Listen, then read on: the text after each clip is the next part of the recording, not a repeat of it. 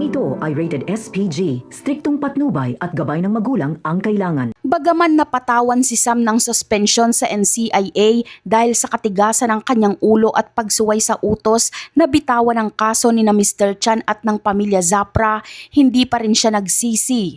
Ginawa niya ang lahat hanggang sa matagumpay niyang nahuli si Mr. Chan. Ngunit kapalit ng kanyang pagiging pasaway ay kailangan na muna niyang tanggapin ang parusa at pansamantalang lumayo sa trabaho. Habang nakatenga at walang pasok sa NCIA, hindi inaksaya ni Sam ang kanyang panahon sa walang kabuluhang bagay. Ginamit niya ang oras na ito para imbestigahan ang misteryosong lalaki na si Gabo. Gusto niyang malaman kung sino talaga ito at kung ano ang lalim ng galit nito kina Victor at Mr. Chan.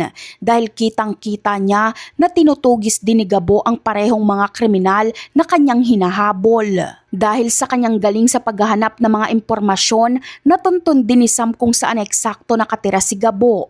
Hindi na siya nagpatumpik-tumpik pa at agad niyang pinuntahan si Gabo upang kausapin at pakiusapan na magsanib puwersa na lamang silang dalawa.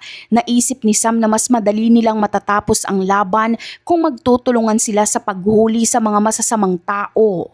Ngunit hindi naging madali ang lahat dahil agad siyang tinanggihan ni Gabo. Sa simula ay ayaw talagang makipagtulungan ni Gabo dahil wala pa itong tiwala kay Sam at mas sanay itong kumilos ng mag-isa.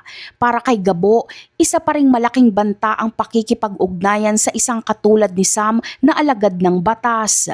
Hindi naman agad susuko si Sam sa kabila ng malamig na pagtanggap sa kanya. Gagawin niya ang lahat ng paraan upang maipakita kay Gabo na malinis ang kanyang hangarin at talagang maaasahan siya bilang kasama.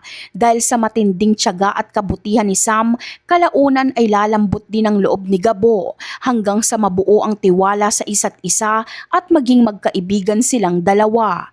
At yan ang aabangan natin. Bye!